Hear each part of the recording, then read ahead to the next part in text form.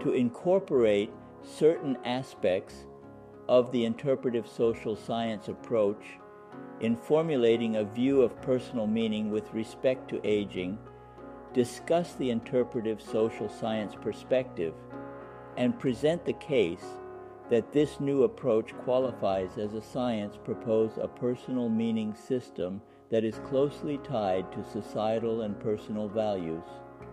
Description of the development of personal meaning examine how personal meanings are constructed and reconstructed across the lifespan, and how notions of time perspective, religiosity, and death attitudes provide continuity and give meaning to life, present a number of measurement approaches deemed suitable to the explication of context within an interpretive worldview, sources of meaning, profile, implication ladder, life attitude profile, personal meaning in time perspective.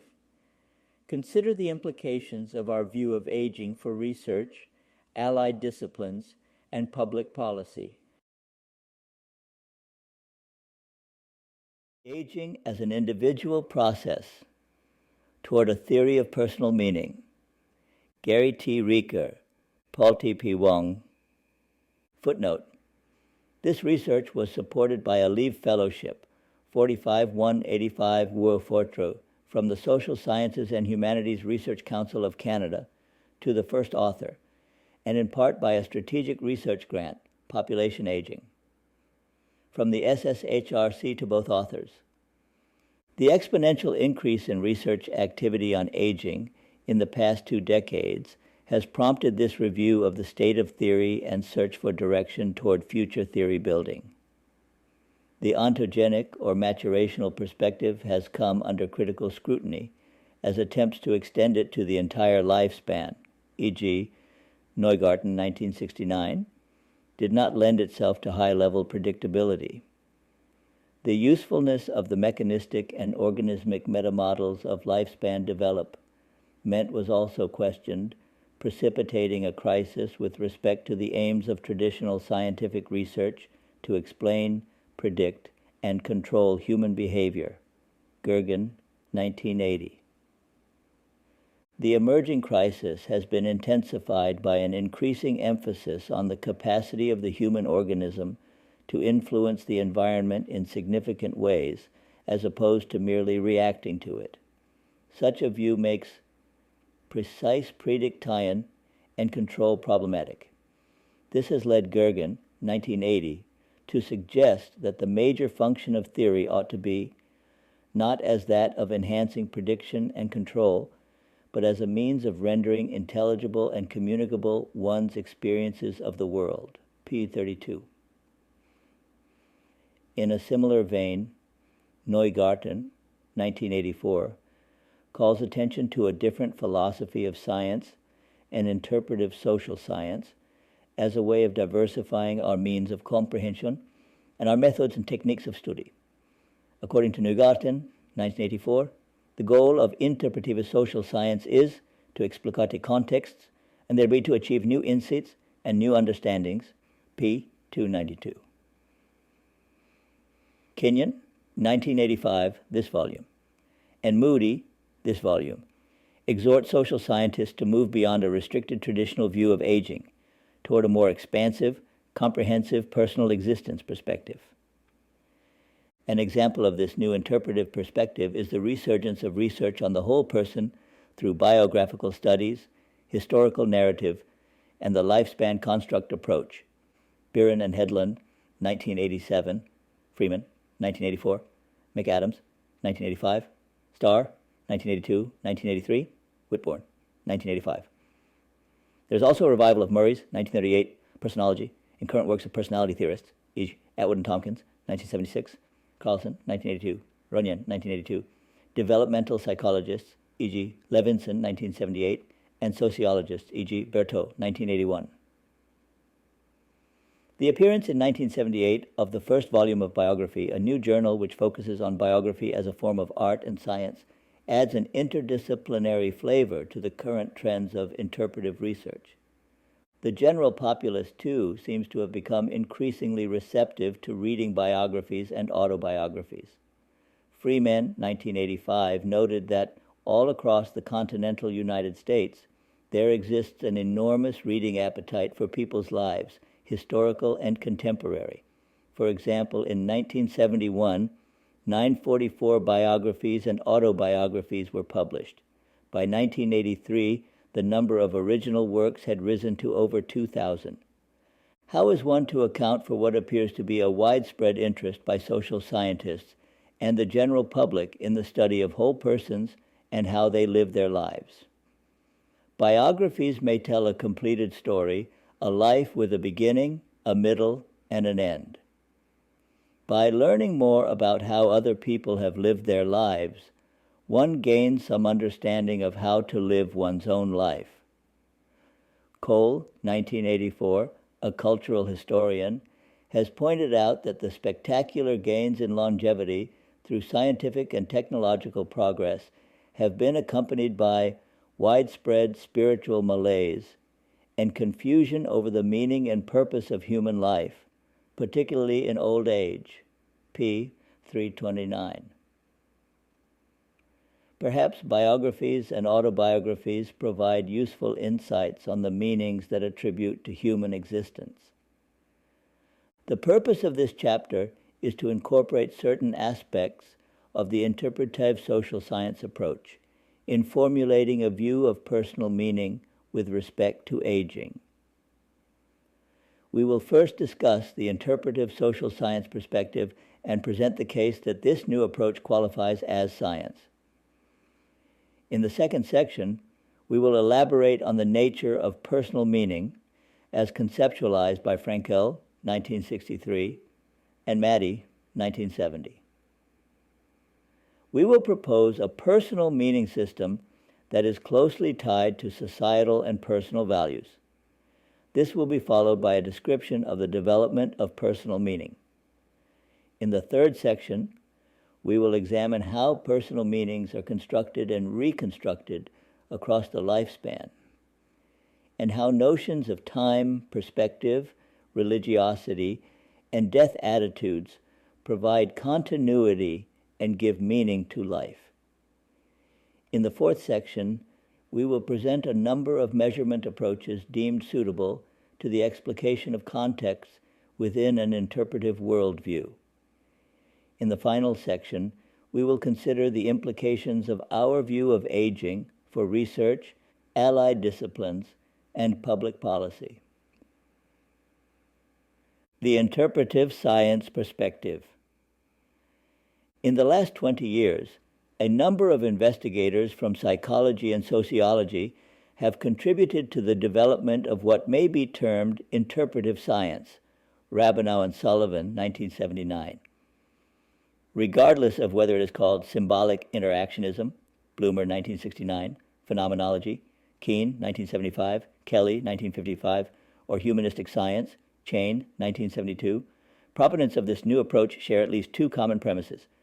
First, humans are regarded as conscious, active, purposive, self-reflecting organisms capable of symbolization and symbol manipulation. Symbolization enables the human organism to represent the environment, not merely to respond to it. Kelly, 1955. The internal representation may or may not map objective reality. However, only internal representation one's considered to be effective reality in that it directs subsequent behavior. Kelly, 1955, Tomai, 1970. Self-constructions are as real to the individual as the environment itself. They are not epiphenomena. What is construed may not exist, as in the case of a highly developed delusional system, but the perception does. The ability of humans to represent their experience symbolically has given them the power to transcend time boundaries of past, present, and future, to reminisce, to anticipate, to give meaning to existence. As a result, the individual has acquired tremendous flexibility of the interpretation of all life events. Gergen, 1980, states the implication of this most eloquently. In particular, the possibility for multiple symbolic translations of the same experiential conditions, and for singular translations of multiple and varying conditions, enable the individual to move in any number of directions at any time, or conversely to remain stable over a variety of seemingly diverse circumstances. Peter 43. As the individual passes through time, he or she constructs and reconstructs reality. Self-construction individualizes the aging process, giving the person the power to accommodate and transcend both personal and societal limitations. Buren and Headland, 1987. Within an interpretive perspective, aging may be viewed as a process of change in personal constructions over time, resulting from the reciprocal interplay between the biological and psychological processes of the organism and the social, cultural, and historical contexts in which the individual is embedded. Second, personal meanings attached to objects and events are more significant realities for investigation than the physical attributes of the natural world. The meaning that things have for human beings are central in their own right. To ignore the meaning of the things toward which people act is seen as falsifying the behavior under study. Bloomer, 1969, Pika 3. Meanings are both subjective and intersubjective in that they derive from interactions and one's interpretations of these interactions. Personal meanings constitute a reality that is self-evident to both the individual and others who share the same reality of everyday life and with whom one communicates and interacts. Berger and Luckman, 1966. In short, interpretive science no longer recognizes the physical world as the only reality for scientific investigations and acknowledges the existence of several realities. The symbolic reality of meanings, images, and feelings is far more important than physical reality, because symbols have a much more direct and pervasive influence on human behavior. In this chapter, the term meaning has broad implications.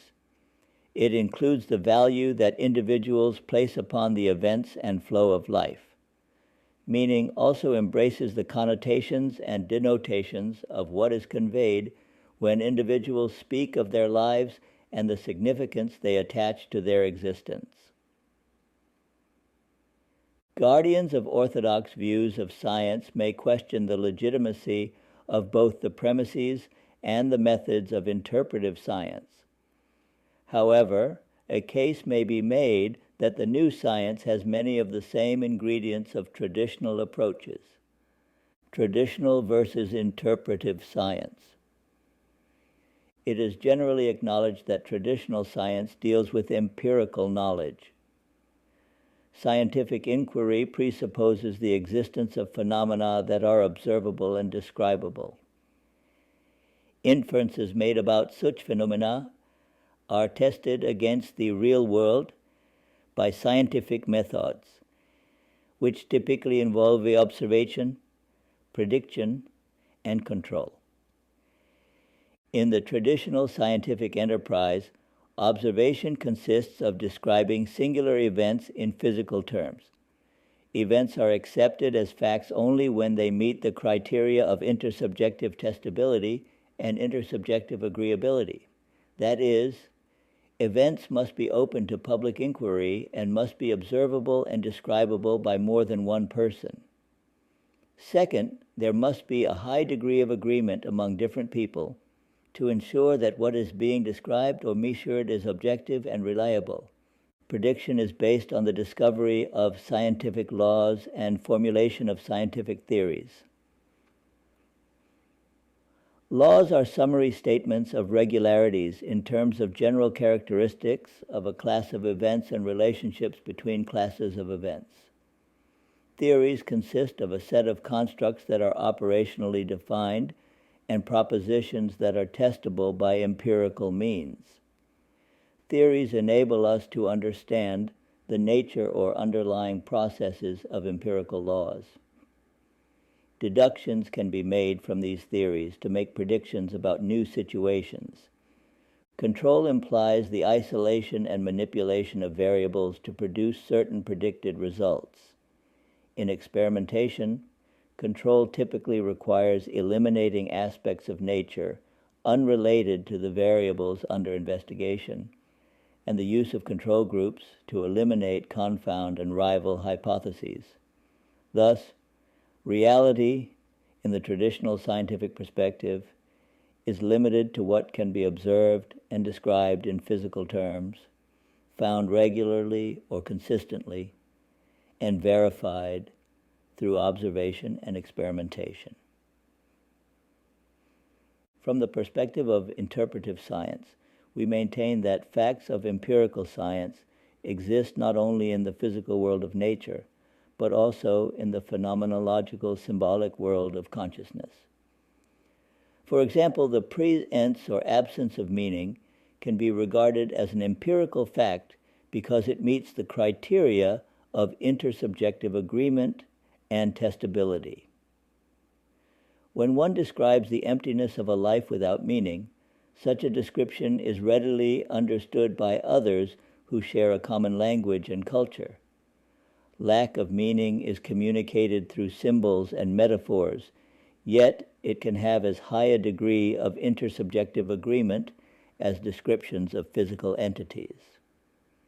The absence of meaning in an individual also meets the criterion of intersubjective testability, because different people, through interacting with this person, can come to the same conclusion that the person lacks meaning in his or her life. Therefore, facts include phenomenological experiences that can be communicated in terms of symbols, images, and feelings, and their existence does not necessarily depend on the use of operational definitions. As long as subjective experiences are communicated in a way that can be understood by others, they have the status of empirical facts. Self-reports of the pain of jealousy or rejection are just as objective and empirical as self-report of pain due to electric shock or lesion. In short, the interpretive science perspective broadens the scope of experiences and events that are admitted as facts for scientific investigations. In terms of scientific laws, the new approach departs from the traditional science in several significant ways. First of all, certain laws are considered self-evident truths. They cannot be contradicted by data, and their truthfulness or verity rests on common human experiences.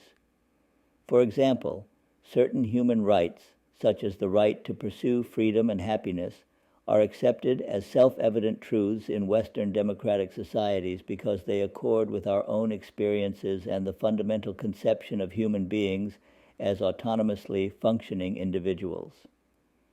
A challenging task, from the perspective of interpretive science, is to discover from the vast literature of human experiences those verities that are rooted in human nature and are compellingly self-evident. Second, empirical laws can be studied in qualitative terms or typologies. Since laws refer to regularities, then the existence of certain patterns or types has the status of empirical laws. In our recent investigation of reminiscence, we have discovered different types of reminiscence. For example, integrative reminiscence refers to reconciling past conflicts, resolving discrepancies between achievements and aspirations, and achieving a sense of continuity among past, present, and future. Obsessive reminiscence refers to preoccupations with failures, shame, and guilt. Different people examining the contents of reminiscence can readily identify these two types of reminiscent orientations. Third, empirical laws can include relationships between classes of phenomenological events. Our preliminary evidence that links integrative reminiscence with personal meaning in life is a case in point. Such a relationship where established by empirical means, qualifies as an empirical law. Fourth, empirical laws can be ideographic. If we can establish the patterns and relationships of various classes of events pertaining to one individual, as in the case of clinical observations, then we have discovered the empirical laws that govern the behavior and psychological reactions of this particular individ. UL. Here the empirical laws do not necessarily have to deal with universals, as in traditional science. However, when many similar cases are observed, ideographic laws have the potential to become nomothetic laws. With regard to theorizing, the interpretive science perspective again adopts a less rigid stance. The hypothetico-deductive model is no longer regarded as the only or the best way to theory building. Conceptual frameworks may be constructed in terms of images and metaphors to provide insights into human behavior and guidelines for empirical investigations. In the traditional scientific approach, issues that are uniquely human or significantly relevant to everyday living are often lost in various machine and animal models of human behavior. Furthermore, low-level mini-theories that are characteristic of contemporary psychological theorizing tend to be limited to a restrictive domain and based on a limited data set. We propose that the total image of personhood, the qualities of a life that confer individuality, are more likely to emerge when we paint with bigger brushes on a larger canvas. The interpretive science approach also encourages greater latitude in methodes. It no longer accepts the doctrinaire views on the rules of science. Detailed descriptions of subjective life experiences become just as important as experi, mental control in a laboratory. Qualitative analysis is no longer treated as inferior to quantitative analysis. Personal documents, such as the Life History Narrative, Freeman, 1984, the Life Review, Butler, 1963, and Guided Autobiography, Biren and Headland, 1987, are accepted as legitimate sources of data. Qualitative analyses in terms of life-drawing techniques, Whitbourne and Danifer, 1985-1986, and typological analyses are also considered valid methods. In sum, the interpretive science perspective has the essential ingredients of traditional science and yet takes a much more liberal approach with respect to the rules of scientific conduct. This liberated view enables us to explore the inner recesses of subjective experiences that are declared out of bounds by the traditional sciences, Neugarten, 1984. The nature of personal meaning, conceptual issues. Personal meaning, as distinct from definitional meaning, is concerned with the meaning in life. It is related to such constructs as value, purpose, coherence, and belief system. When we ask, what is the meaning in life? We are asking, what is worth living for? What is the purpose in life? Such questions call for value judgments and cannot be answered apart from one's belief system or worldview. Perhaps one way to clarify the concept of personal meaning is to recognize that it is a multidimensional construct with at least three related components: cognitive, motivational, and affective. The cognitive component has to do with making sense of one's experiences in life. We postulate that each individual constructs a belief system, a worldview, to address a number of existential concerns, such as, is there an ultimate purpose in human existence? Is there order and purpose in the universe? What is the total meaning in life? The belief system deals with not only cosmic meaning, Yalom, 1980, but also existential understanding of specific life events. In this respect, the individual seeks to understand the value and purpose of various encounters. Thus, from the cognitive perspective, meaning is an explanation or interpretation of one's life. Weisskopf-Jolson, 1968. According to Frank, 1977, belief systems are essentially a moral and cognitive map of the universe, which helps individuals select from and make sense of the welter of their experiences. p. 555. Another major function of belief systems is to provide an antidote to ontological anxiety, the prospect of disappearing into nothingness, which all humans must face. p. 557. The motivational component of personal meaning refers to the value system constructed by each individual. Values are essentially guides for living, dictating what goals we pursue and how we live our lives. Values are determined by our needs, beliefs, and society. Both the process of pursuing selected goals and the eventual attainment give a sense of purpose and meaning to one's existence. It is the worthwhile ends one cherishes that keep one going in spite of the obstacles and setbacks. Finally, there is the affective component.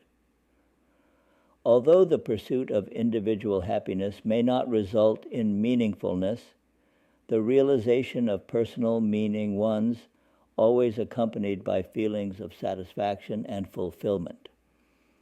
Whatever is meaningful must also provide satisfaction to the pursuer. Without subjective satisfaction, meaning is incomplete. Baird, 1985, p. 119. Thus, personal meaning may be defined as the cognizance of order, coherence, and purpose in one's existence, the pursuit and attainment of worthwhile goals, and an accompanying sense of fulfillment. This view of personal meaning may be represented by a triangle, as shown in Figure 11.1, which indicates the hypothesized structure of personal meaning with the cognitive component as the cornerstone.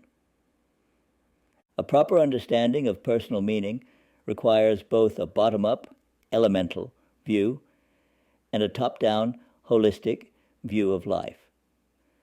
Hawking, 1957, puts it this way: in the one direction, meaning ascends from the parts to the whole. Life has meaning if it contains a goodly number of these satisfying spots. Their worth colors the frame in which they are set. In the other direction, meaning descends from the whole to the parts.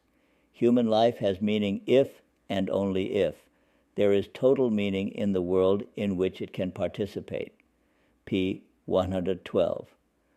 According to the elemental view, it is not meaningful to talk about life as a whole as having meaning. Life only contains meanings, a series of meaningful activities, quests, and goals. However, such a view may be an inadequate antidote to ontological anxiety. One also needs a vision, no matter how dim, of some ultimate purpose or total meaning. To achieve an enduring type of personal meaning, specific activities need to be integrated into a larger and higher purpose. Our definition of personal meaning incorporates both the elemental and holistic views of meaning. Theoretical perspectives. The importance of personal meaning in life has been stressed in the writings of a number of theorists, e.g. Frankl, 1963, 1978, Klinger, 1977, Maddy, 1970, Yalom, 1980, and researchers, e.g. Batista and Almond, 1973, Fisk, 1980, Reker, and Peacock, 1981, Reker, Peacock, and Wong, 1987. Notable among the theorists are the seminal contributions of Frankl and Maddy. Frankl, 1963, asserts that the will to meaning is a significant and universal human motive. Loss of meaning leads to neugenic neurosis, characterized by boredom, hopelessness, depression, and the loss of the will to live. For Frankl, an ultimate meaning and purpose already exists in the world, but it must be personally discovered. Through the exercise of responsibility, commitment to self and others, and the acceptance of future potentialities, the individual moves toward a self-transcendent state and the discovery of a deeper sense of meaning and purpose. Figure 11.1. The structure of personal meaning. Solid arrows represent the direction of influence. Dashed arrows represent feedback. The affective component, satisfaction, fulfillment, happiness, influenced by both. The cognitive component, values, needs, goals. The motivational component, beliefs, interpretation, understanding, which in turn result in feedback. The cognitive component influences the motivational component and in turn causing feedback. Maddie, 1970, describes the failure in the search for meaning in life in terms of existential sickness, the extreme form of which has the cognitive, affective, and conative properties of meaninglessness, apathy, and aimlessness. Unlike Frankl, however, Maddie does not envision an ultimate meaning. Rather, individuals create their own meanings through the mental processes of symbolization, imagination, and judgment. Klinger, 1977, perceives these characteristics as components of inner experience, the integration of which provides a sense of meaning. Our approach is to fuse aspects of Frankl's and Maddie's conceptualizations of personal meaning with the cognitive approach of Kelly, 1955. Our fundamental postulate is that every individual is motivated to seek and find personal meaning in existence. In fact, part of what it means to be human is to wonder about what it means to be human. Baird, 1985, p. 117. To search for meaning implies that there is some kind of meaning out there to be discovered. Thus, we agree with Frankl that there is some ultimate purpose or meaning that is obtainable by individuals who are willing to pay the price to search for it. To postulate that ultimate meaning can be discovered does not necessarily negate Maddie's 1970 view that meaning can be created. Individuals discover meaning from the givens, such as the existence of the universe, the existence of life. Individuals also create meaning through making choices, taking actions, and entering into relationships.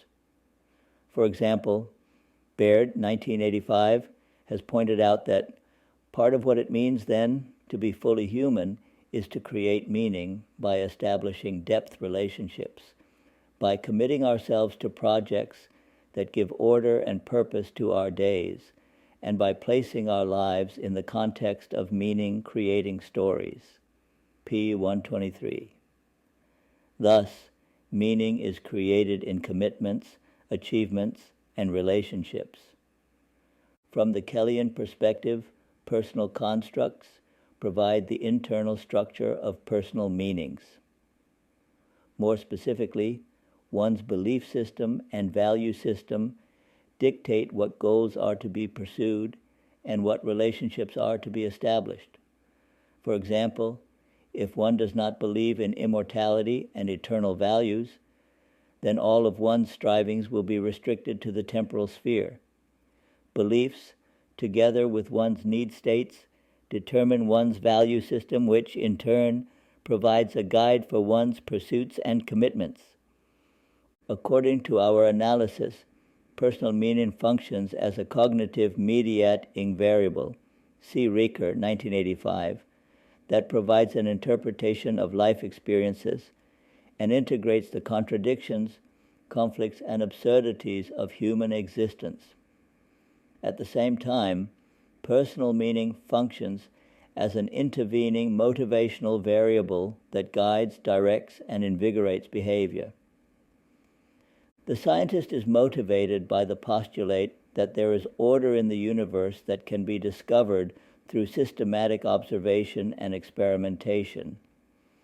Similarly, we postulate that there is purpose and meaning in human existence, which can be discovered not by traditional scientific methods, but by individual experiences, religious or philosophical insights, and perhaps a different level of consciousness.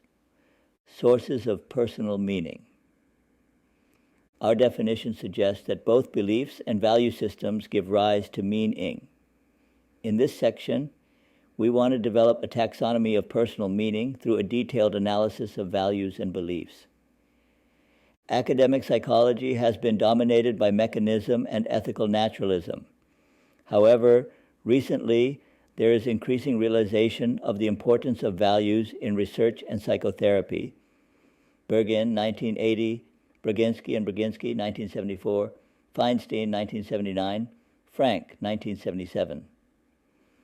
For example, Bergin, 1980, has pointed out that not only do theories, techniques, and criteria reveal pervasive value judgments, but outcome data comparing the effects of diverse techniques show that non-technical, value-laden factors pervade professional change processes.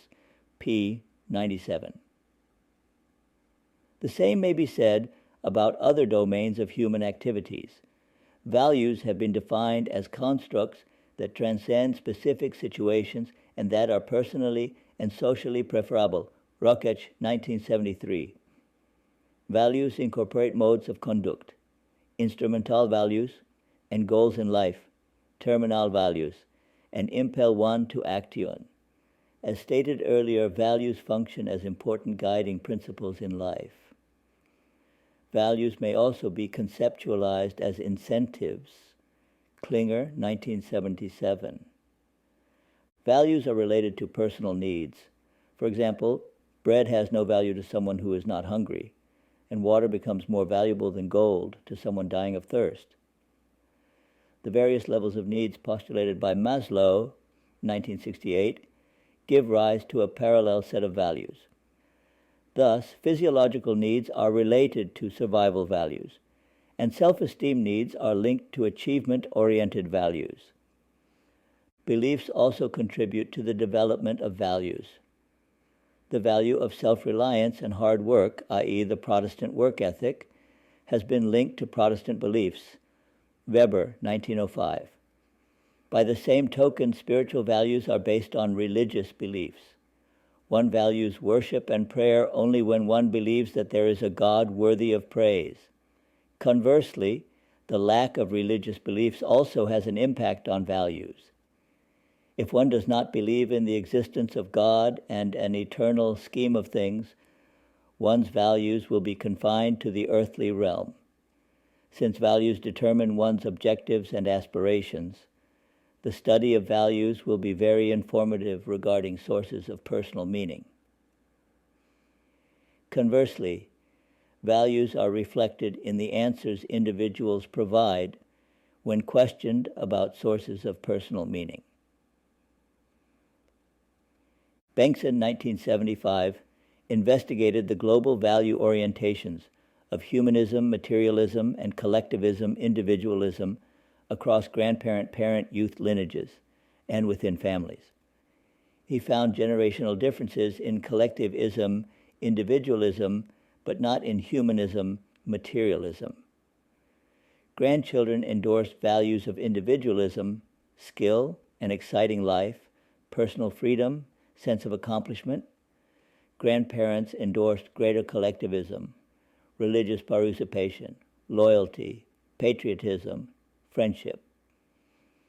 However, large within-generation variation was also found, obscuring clear interpretation of between-generation differences.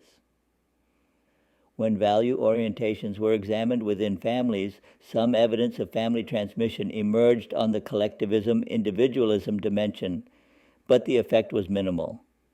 Of particular interest to us is the substantial degree of individual differences in value orientations and the apparent source of such heterogeneity. Bengtson, 1975, suggests that global value orientations may be more reflective of the individual's unique personal biography or of his or her response to socio-historical events than to effects attributable either to family or generational factors, p. 369. Such an interpretation is consistent with our view that self-definitions may emerge from the social definitions of values. Allport, Vernon, and Lindsay, 1951, developed a scale to measure 6 types of values and motives. The theoretical person emphasizes the discovery of truth. The chief aim in life is to acquire and systematize knowledge. The economic person is concerned with utilities and profits. The aesthetic person considers beauty and charm as the highest value. The social type values altruism. The political person is mainly interested in the pursuit and exercise of power. The religious person tends to be mystical and transcendental. Allport et al. Recognized that their study of values does not allow for baser values, such as hedonic, sensuous value. Nevertheless, the 6 types of values have been recognized as primary by a number of other investigators. For Frankl, 1963, meaning stems from 3 broad sources. 1, creative, or what one accomplishes in terms of creative work or art or scholarly endeavor, or 2, experiential, or what one derives from beauty, truth, or love. And 3, attitudinal, or what one derives from reflections on negative aspects of life, such as pain and suffering. Based on case studies, Yalom, 1980, identified 5 general values: altruism, dedication to a cause, creativity, hedonism, and self-actualization. In a study investigating sources of meaning in life among undergraduate students, de Vogler and Ebersole, 1980-1983, identified 8 categories: relationships, service, personal growth, beliefs, hedonism, expression, obtaining, and understanding. Hedlund and Biren, 1984, analyzed the autobiographical essays of women between the ages of 22 and 78. They found that relationships, service, personal growth, and beliefs accounted for most of the responses. Thurner, 197.5, examined the value orientations of a cross-sectional sample of adults and identified 7 sources of meaning: personal achievement, marriage and family, humanitarian moral concerns, coping with the givens of life, e.g., earning a living, adjusting, happiness, religious life, and leaving a legacy. Klinger, 1977, asked undergraduates to describe what made their life meaningful. He generated 14 different categories of activities, such as friendships, leisure time, vocational plans, religion, etc. Many, if not all, of his activities, however, overlap with the sources of meaning already described. On the basis of prior studies of values and meaning, there seem to be a few major sources of meaning, namely personal relationships, personal growth, success, achievements, altruism, service to others, hedonism, creativity, religion, and legacy. These are by no means exhaustive. For example, one may add that being alive or life itself is a source of meaning. Cultural heritage, which gives one a sense of identity and continuity, may be an important source of meaning for ethnic minorities.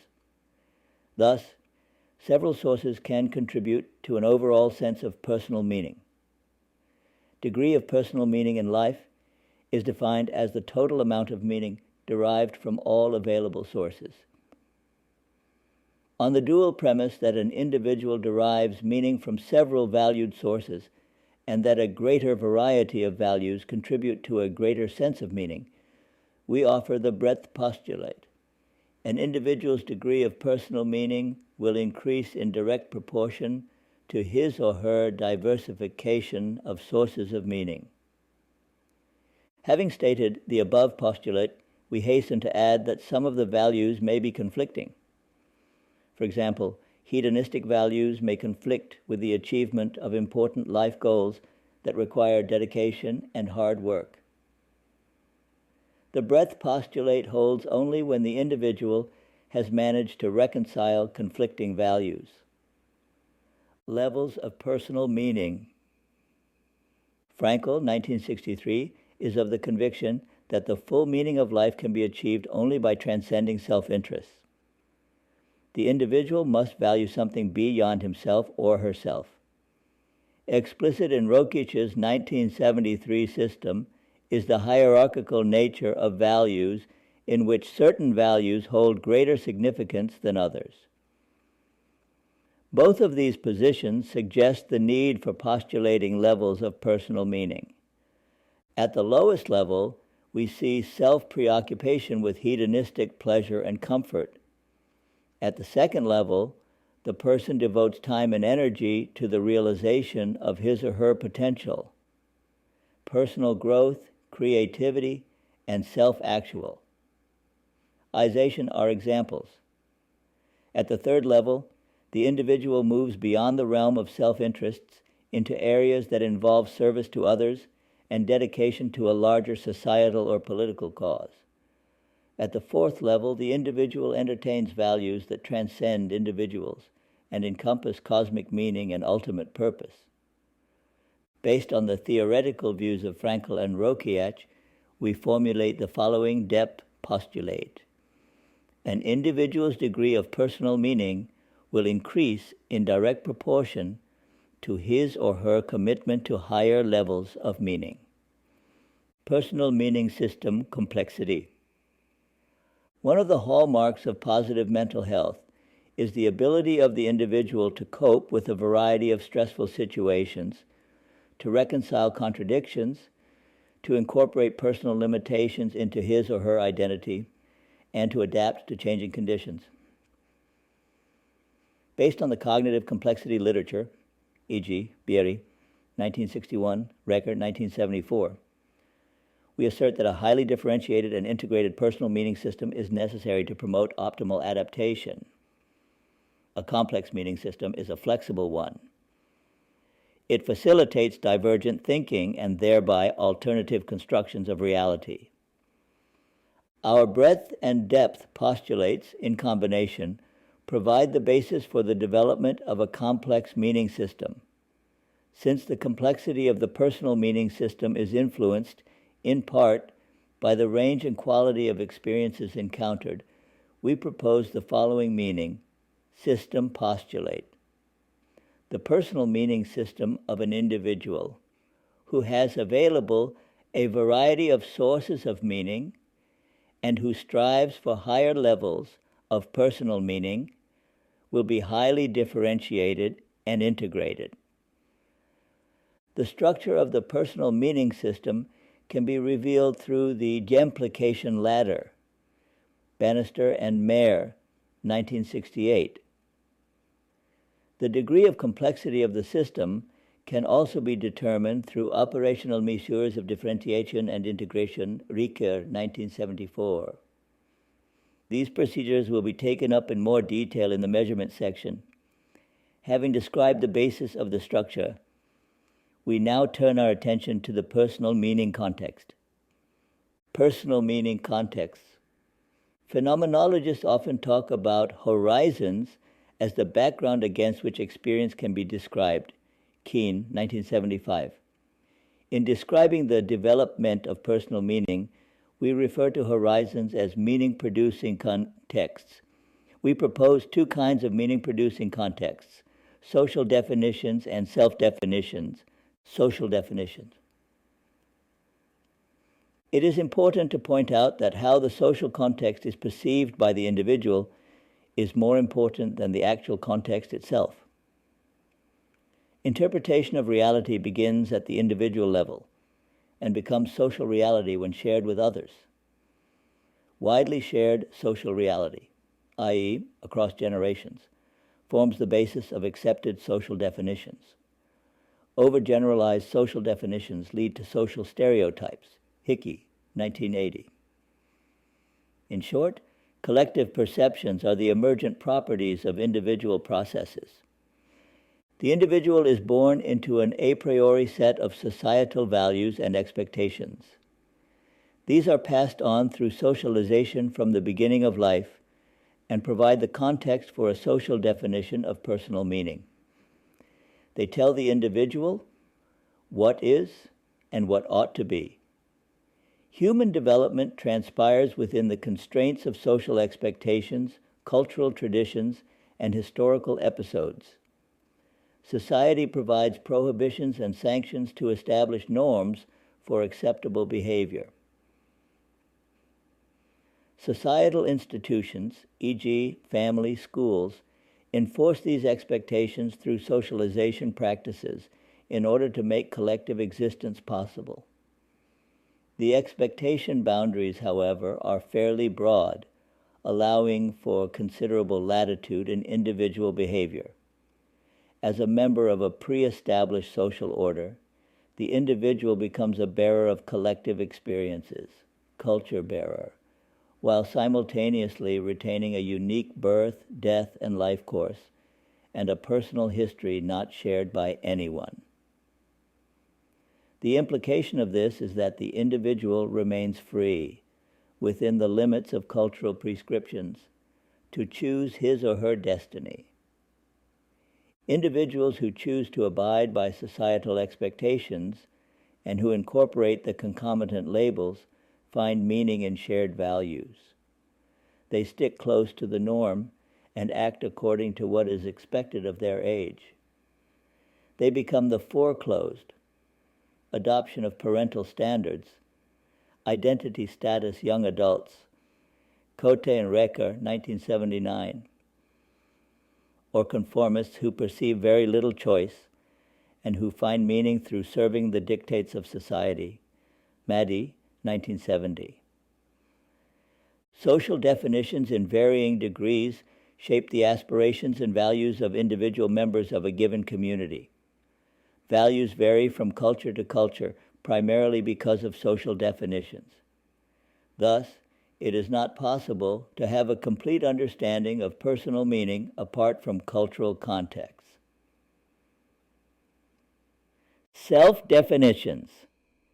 Self-definitions address the intentional and reflective capacity of the human organism.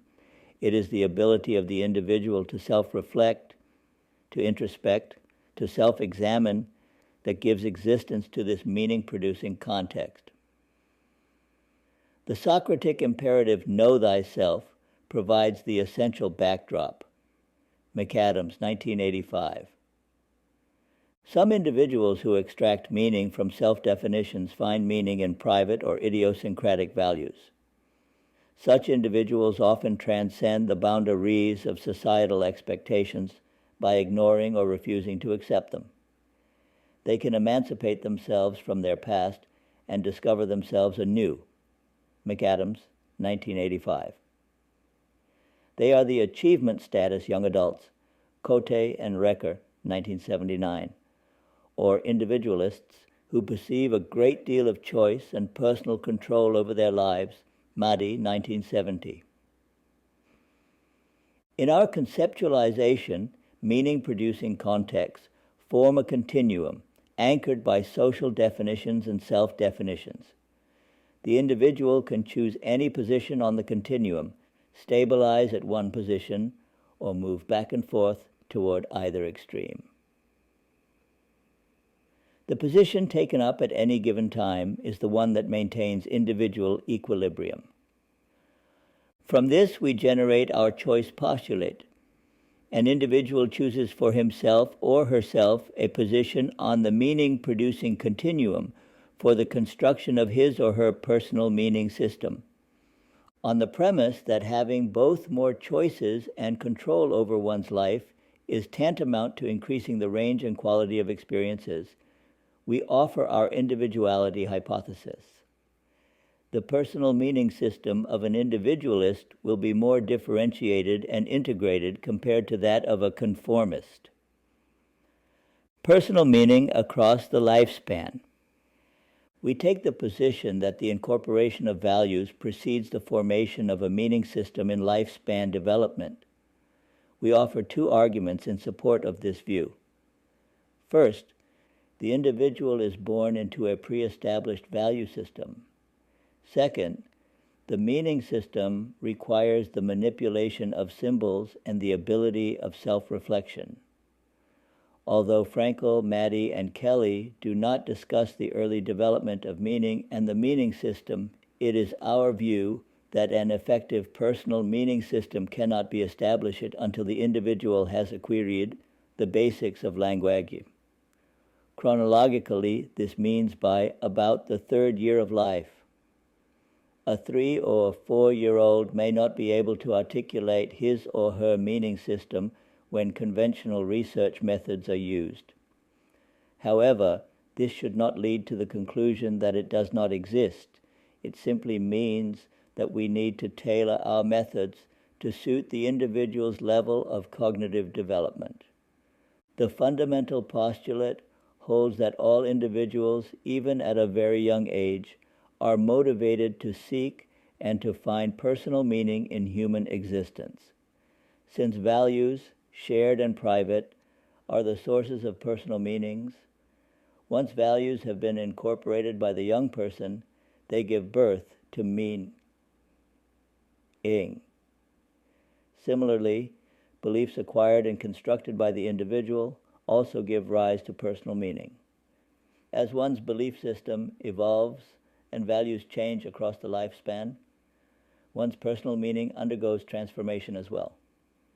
In fact, the only continuity or sameness is the fact of change. The important lifespan developmental questions are not how people respond to life change or proceed through stages, but how they negotiate and generate the reality and meaning of change, stages, and development. Gubrium and Buchholz, 1977, p. 9. The importance of studying an individual's perception of life changes was echoed by Neugarten, 1977, in her review of personality and aging. Psychologists will probably gain enormously by focusing more attention upon the issues that are of major concern to the individual, what the person selects as important in his past and his present, what he hopes to do in the future, what he predicts will occur, what strategies he elects, and what meanings he attaches to time, life, and death. Pomide 639-640, emphasis added. Personal meaning and time perspective. An individual's temporal perspective, or the way he or she internally represents and partitions time into past, present, and future, has a powerful influence on a wide range of psychological processes, e.g., motivation, expectations, problem solving. At any given moment, the individual can reminisce about the past, reflect on current concerns, or anticipate the future. Lewin, 1948, Rakowski, 1979, Reker and Wong, 1985. Time orientation, Nutten, 1985, or the amount of time engaged in the processes of reminiscence, current reflection, and anticipation is affected by values, shared or private. For example, in a society that values ancestor worship, the past may be a primary concern. Eskimos, whose survival depends on the daily hunt, have a keen sense of the present. Western society, with emphasis on profits, life insurance, and savings banks, is dominated by a sense of future. Gonzalez and Zimbardo, 1985. On an individual level, the perception of continuity of past, present, and future provides a sense of self that is stable through time. An individual who perceives the future as a continuation of the present and the past displays a high degree of temporal integration. An individual with a high degree of time integration may be described as time competent. Nutten, 1985, Shostrom, 1968. The relative importance of past, present, and future can shift over the course of a life. When an individual is young, a future orientation may predominate. Reker, Peacock, and Wong, 1987. For an aging individual, the past plays an important role in adjusting to the present as well as to the future. Biren and Hedlund, 1987, Butler, 1963, Kaminsky, 1984, Rakowski, 1979. Biren and Haitley and Butler contend that one's present and future meaning depends on a review and evaluation of one's past life. Personal meaning and time continuity. Given that one's life is irrevocably bound to the temporal dimension, We feel that a complete understanding of personal meaning is not possible without taking into account the flow of time. Meaning from the past is discovered primarily through life review or reminiscence.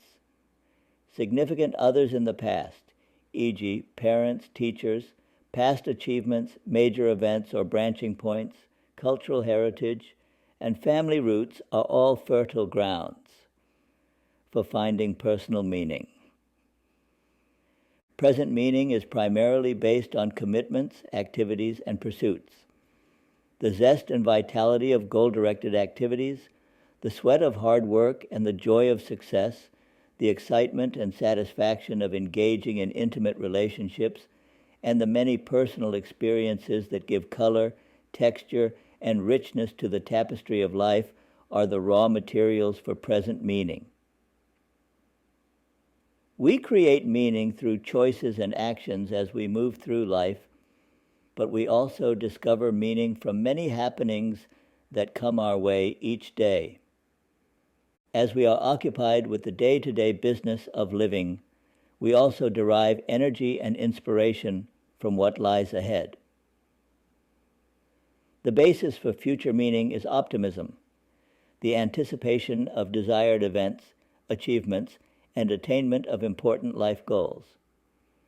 For the transcendental mystics, their optimism extends beyond earthly existence and reaches out into eternity.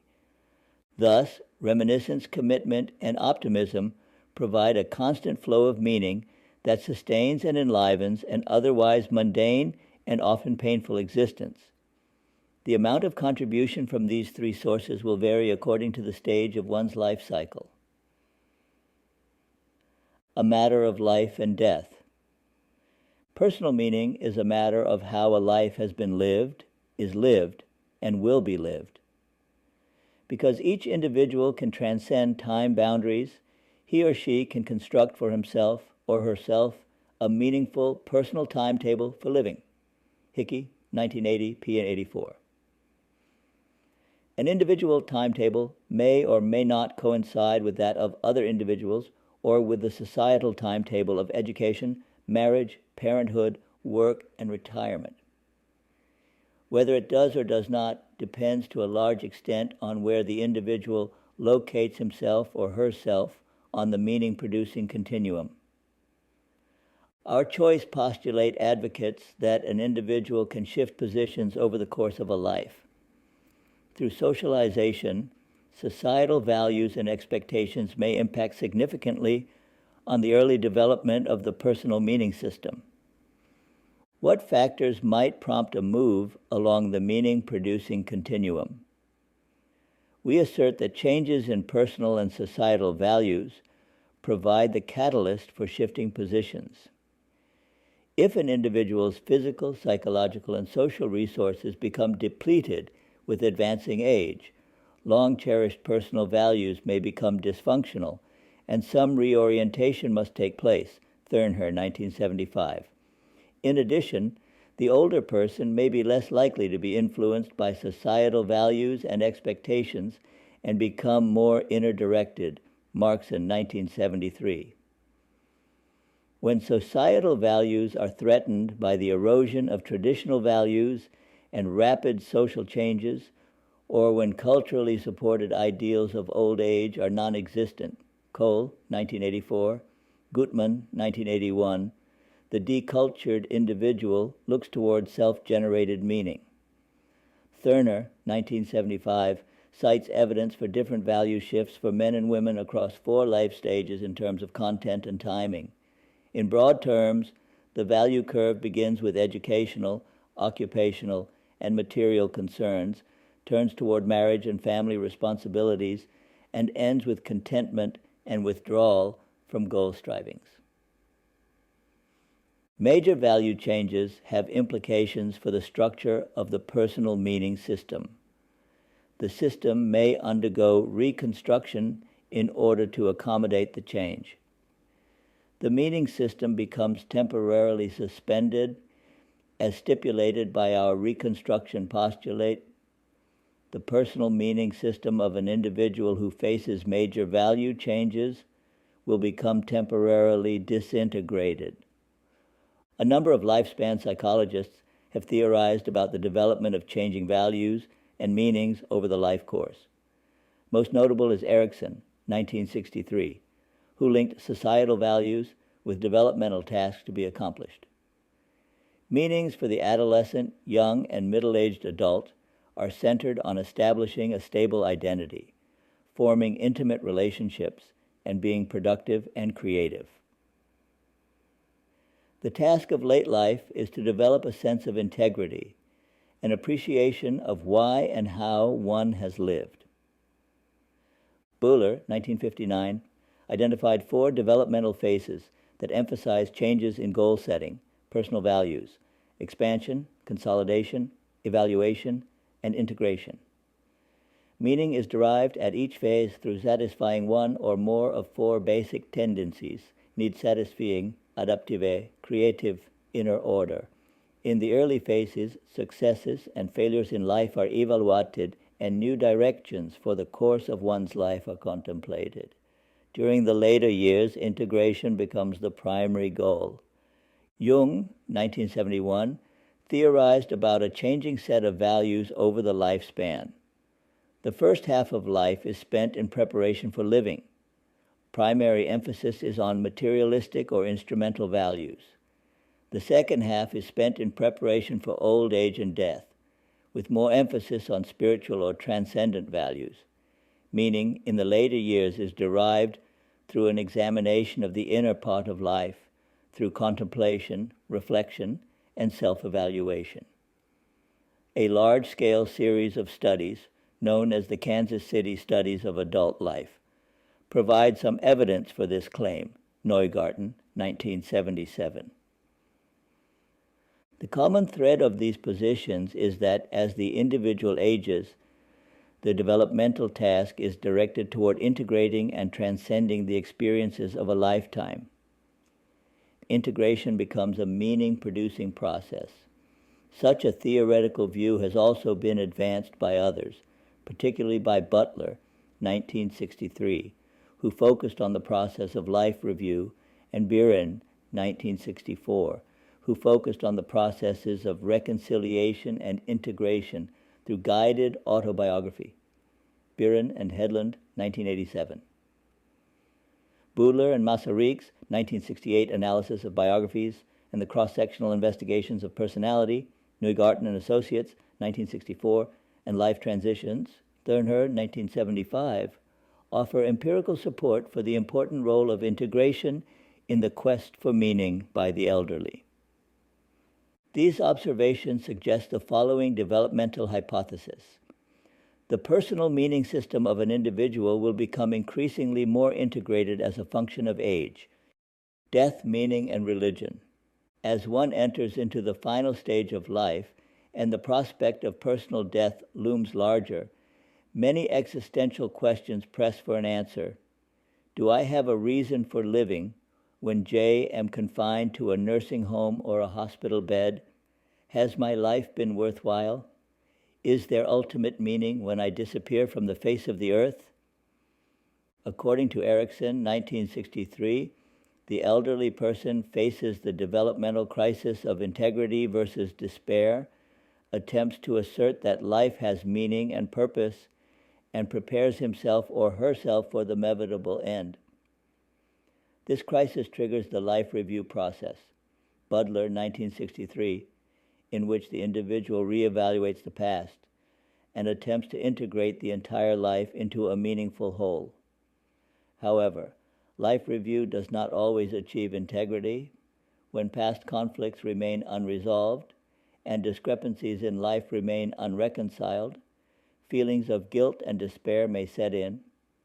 In such cases, the person would have difficulties finding personal meaning and accepting death unless he or she has some other means of achieving integration, such as religion.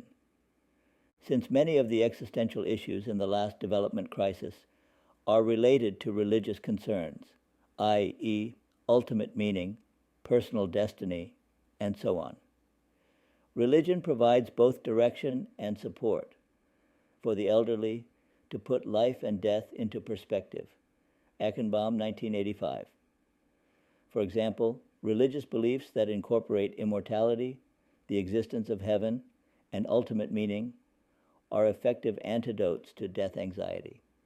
In fact, a number of studies have shown that religious elderly are less fearful of death than are their non-religious counterparts.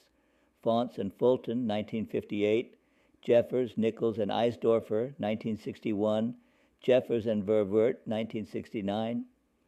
There is a vast literature on the important role of religion in the discovery of personal meaning.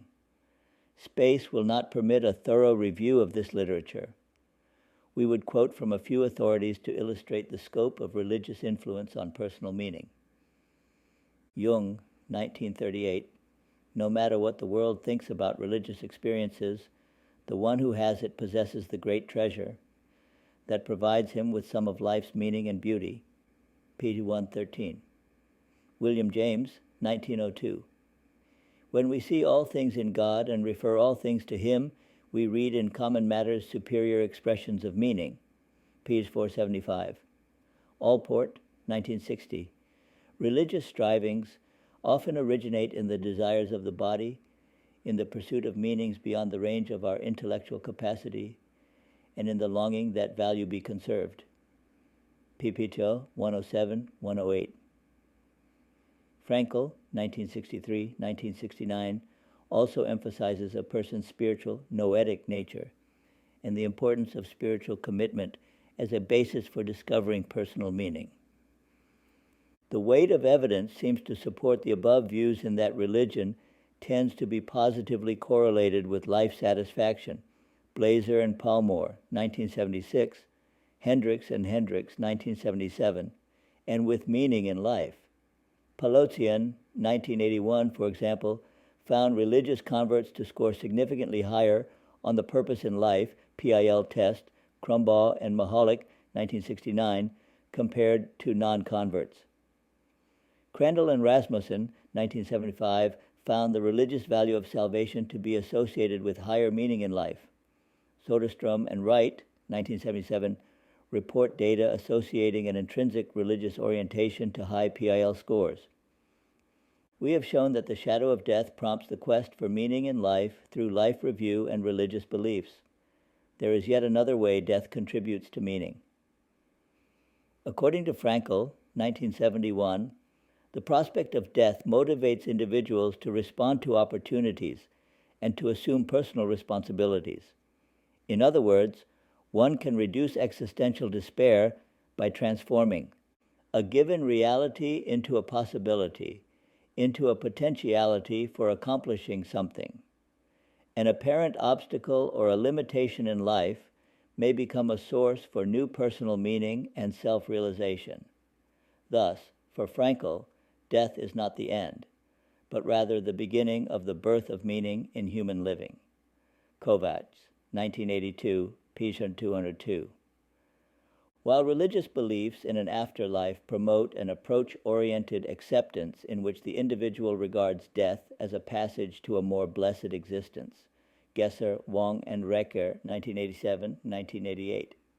Frankl's emphasis on commitment and responsibility promotes a neutral type of acceptance in which the individual accepts death as an inevitable aspect of life and accepts the challenge of making the most of life's opportunities.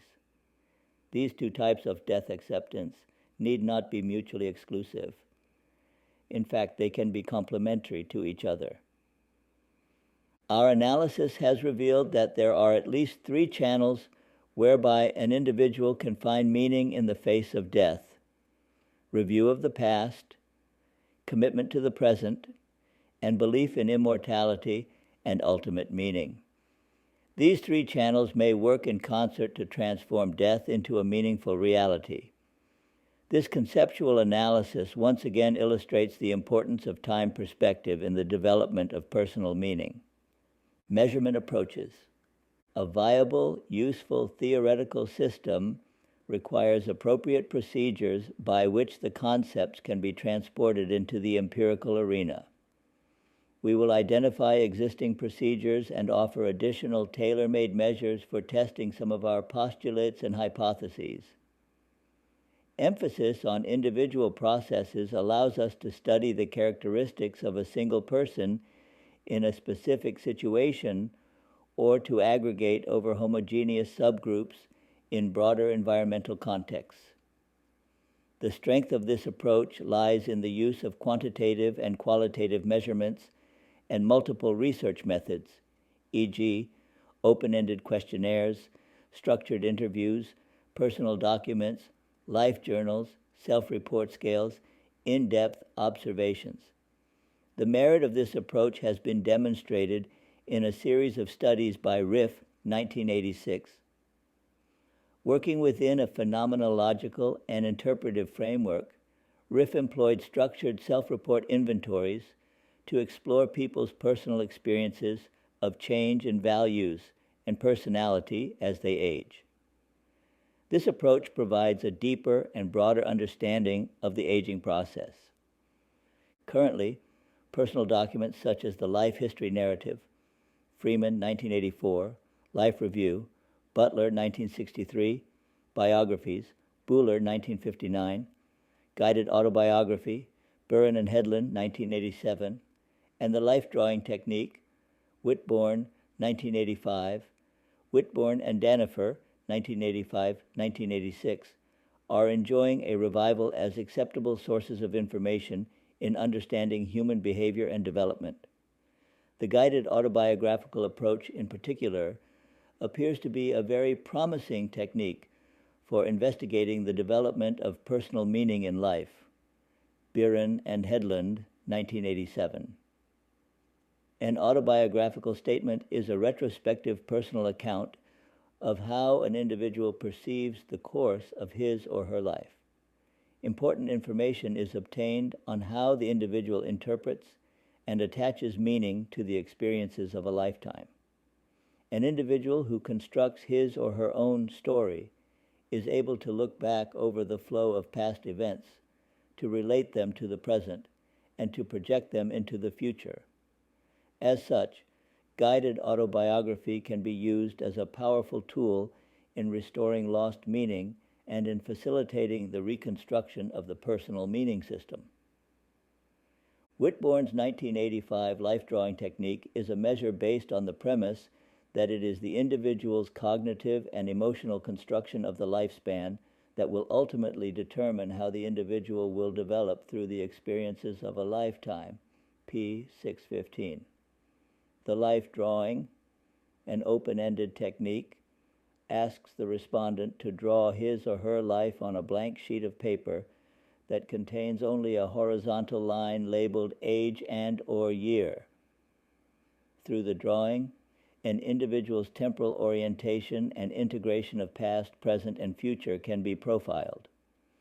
Much like guided autobiography, the life drawing technique can trigger the life review process, reveal changes in identity, and index sources of personal meaning through the identification of values.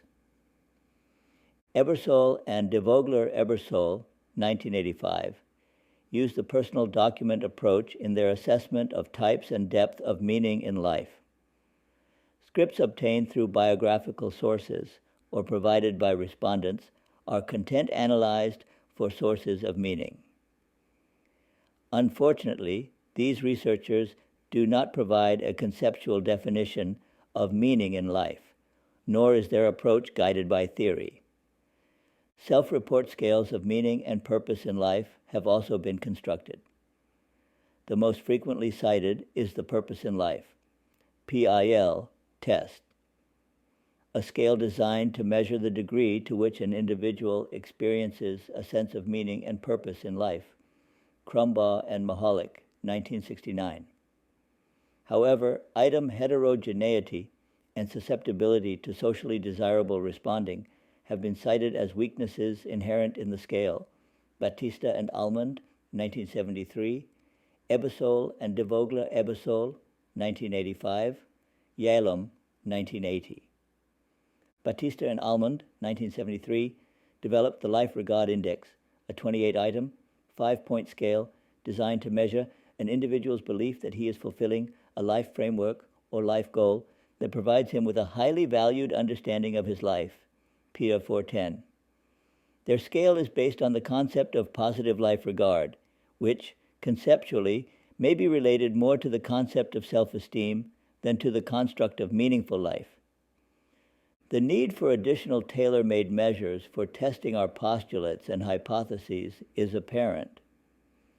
We have developed, or are in the process of developing, a number of suitable scales and techniques, including the sources of meaning profile, the implication ladder, meaning system complexity, the life and death attitude profiles, and the personal meaning in time perspective scale. Sources of meaning profile. We have developed a scale to measure the sources and degree of personal meaning in one's life, the sources of meaning profile SOMP. The SOMP is primarily a measure of present meaning. The individual is asked to rate 13 sources of meaning: pleasurable or leisure activities, meeting basic needs, creative abilities, personal relationships, personal achievement, personal growth, religious beliefs and activities, social or political causes, service to others or altruism, acceptance and recognition by others, enduring values and ideals, traditions and culture, and legacy, in terms of the amount of meaning derived from each source. Subjects respond to 7-point Likert scales anchored by none, 1, and a great deal, 7. These sources of meaning can be grouped a priori into our 4 levels of personal meaning, and indices of variety in meaning sources can be derived. Thus, the SOMP offers a way to test the depth, breadth, and meaning system postulates. Implication ladder. The implication ladder can reveal the structure of the personal meaning system. In this approach, the individual is asked to identify a source of meaning and to indicate what it is about the source that makes it meaningful.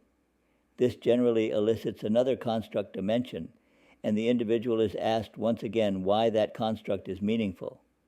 For example, suppose an individual finds meaning in personal relationships. When asked why, he or she responds with the positive pole of a new construct, namely, commitment to others. When asked why for the second time, he or she responds, affectionate bond. When asked why for the third time, he or she says, security. A series of subordinate constructs are thus revealed, and the process is repeated until at least 10 constructs are elicited. If 10 constructs cannot be elicited from one source of meaning, another source is identified. The resultant ladder of implications describes the structure of the person's meaning system, Bannister and Mayer, 1968. Meaning, system complexity. The complexity, differentiation, and integration of the personal meaning system elicited by way of the implication ladder can also be measured. For each of the 10 constructs, the individual is asked to provide the opposite pole, e.g., security, insecurity. A 7-point scale is constructed for each construct. The positive pole is always assigned the value 7. The negative pole, the value 1.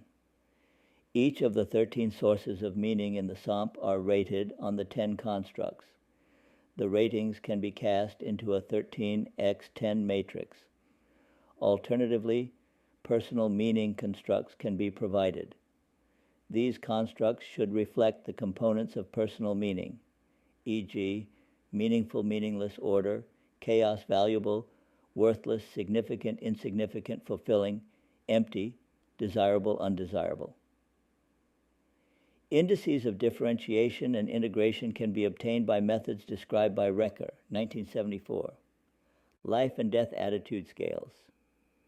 The degree and strength of motivation to find personal meaning in life can be measured by the self-report attitude scale constructed by Reker and Peacock, 1981. The Life Attitude Profile, LAP, is a multidimensional measure based on Frankl's 1963 meaning theory.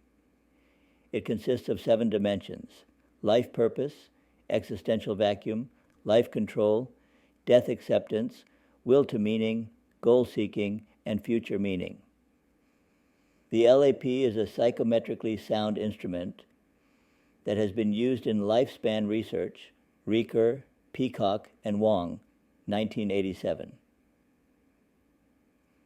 A complementary instrument to the LAP is the Death Attitude Profile, DAP, constructed by Gesser, Wong, and Reker, 1987-88. The DAP is a multidimensional scale of the entire range of death attitudes, including fear of death dying, neutral acceptance, approach-oriented acceptance, and escape-oriented acceptance.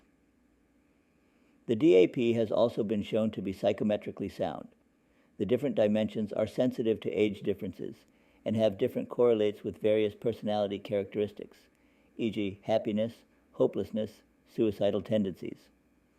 Personal meaning in time, perspective, PMIT. Throughout this chapter, we have stressed the importance of time perspective in personal meaning. We have reiterated the conviction that at any point in time, an individual derives meaning from past, present, and future. We are now in the process of developing an instrument that takes into account the temporal dimension of personal meaning. Our strategy is to focus on reminiscence for past meaning, commitment for present meaning, and optimism for future meaning. For example, in the case of past meaning, the individual will be asked to review his or her past life as a whole, to examine major domains of life such as achievement, relationships, and life event change, and to decide to what extent these past experiences provide meaning for his or her present existence. Regarding present meaning, the individual will be asked to indicate the amount of meaning he or she derives from a number of present commitments, such as achievement and relationships. The measurement of present meaning will focus on both the process of pursuing and the actual realization of worthwhile objectives. With respect to future meaning, the individual is asked to indicate the amount of meaning he or she derives from anticipation of achieving future goals, as well as from beliefs in afterlife. The purpose of the PMIT is to determine the amount of contribution from past, present, and future to personal meaning, and the qualitative difference in meaning structure in these three time orientations. Such an instrument will be extremely useful in studying personal meaning from a lifespan perspective. Implications. In her review of personality and aging, Neugarten, 1977, encouraged researchers to combine the phenomenological and the objective perspectives as a way of diversifying the comprehension and the methods of studying phenomena. Gergen, 1980, cautioned theorists not to become committed to only one view of science, but to remain open to alternative conceptualizations. Our approach incorporates these views and provides new building blocks for theory construction and data collection with implications for research, allied disciplines, and public policy. Implications for research. Throughout the chapter, we have proposed a number of personal meaning postulates and related hypotheses, namely, fundamental postulate. Every individual is motivated to seek and to find personal meaning in human existence. Breadth postulate. An individual's degree of personal meaning will increase in direct proportion to his or her diversification of sources of meaning. Depth postulate.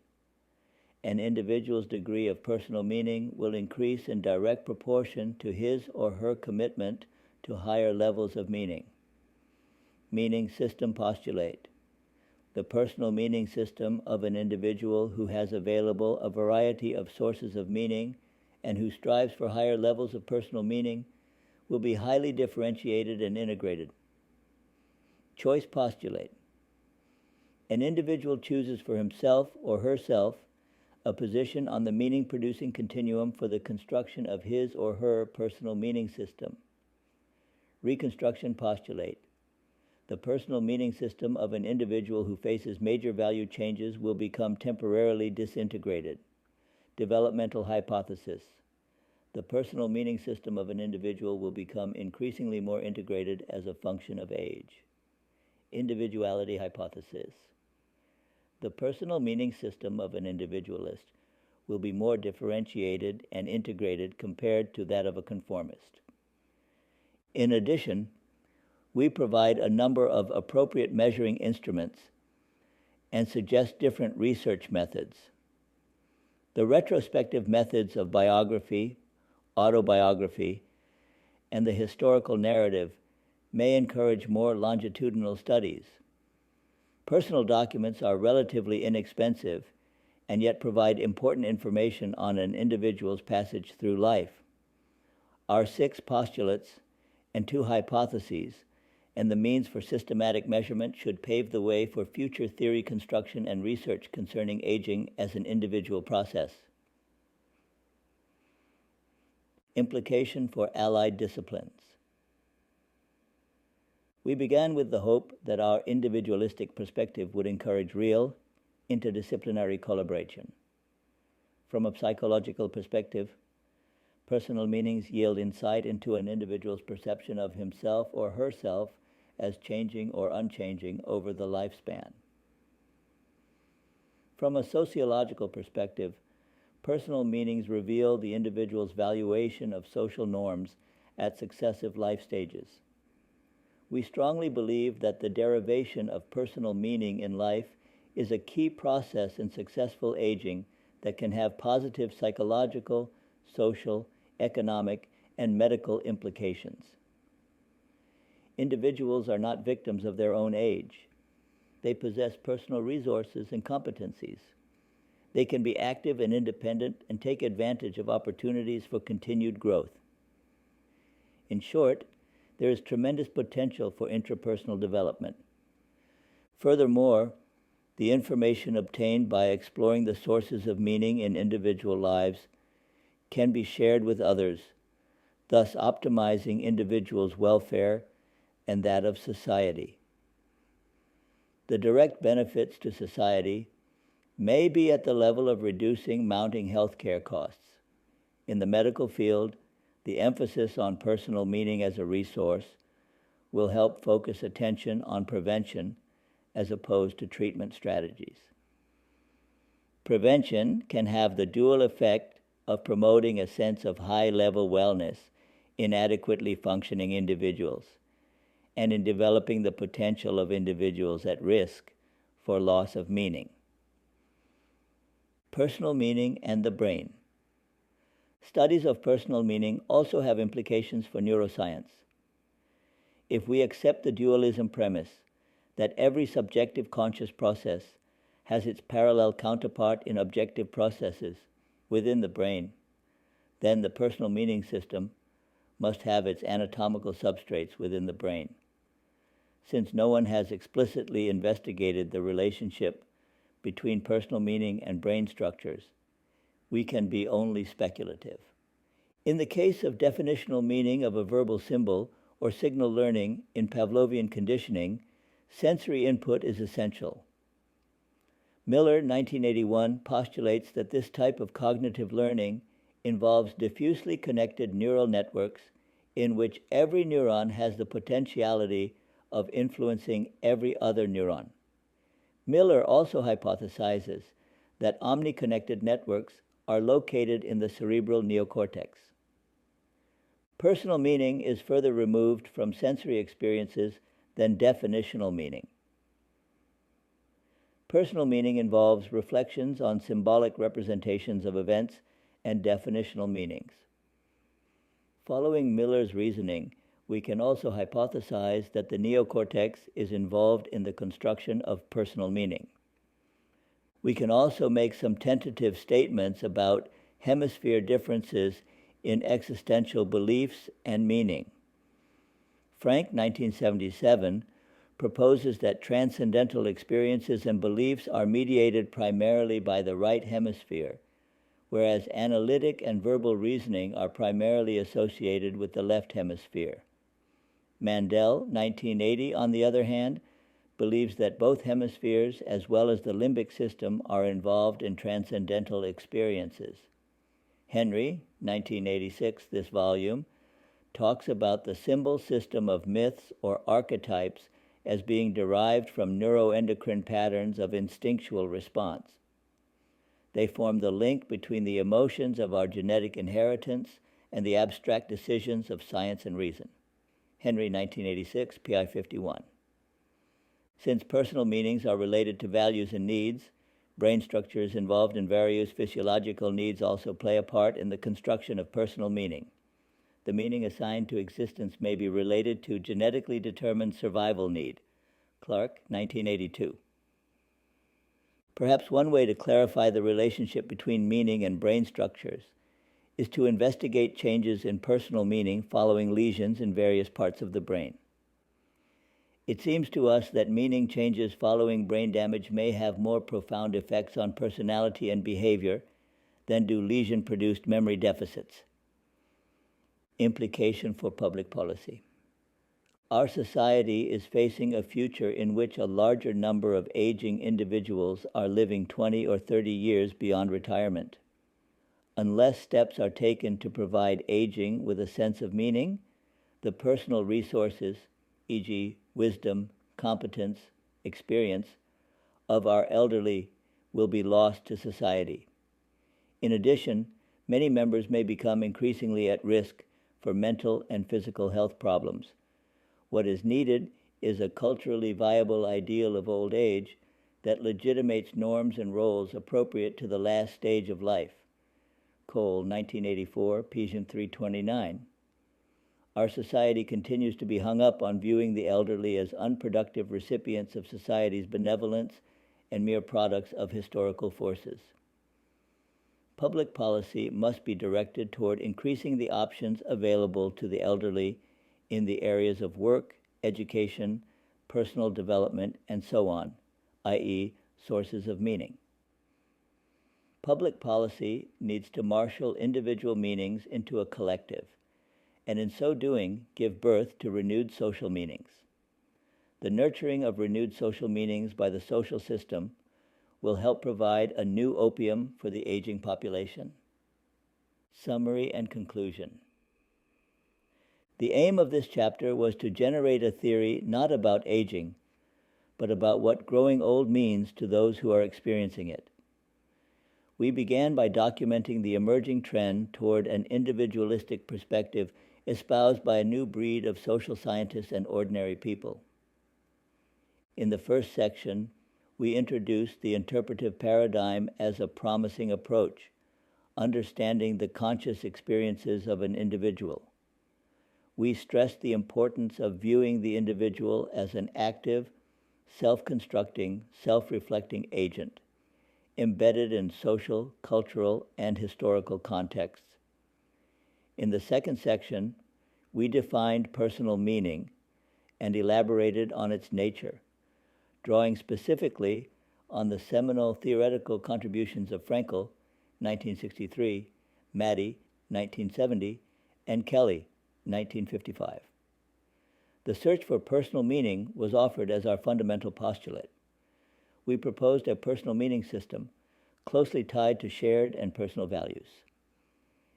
We identified sources and levels of personal meaning and offered the breadth, depth, and meaning system postulates. In the same section, we advocated two broad meaning-producing contexts, social definitions and self-definitions, and introduced the choice postulate. The choice postulate is considered the key component of our conceptualization of aging as an individual process. We argued that while the individual lives out his or her life within societal constraints, he or she has a certain amount of freedom to choose how life is to be lived. Such freedom increases choices that influence the structure of the meaning system. We offered the individuality hypothesis to test this linkage. In the third section, we concentrated on the development of personal meaning across the lifespan.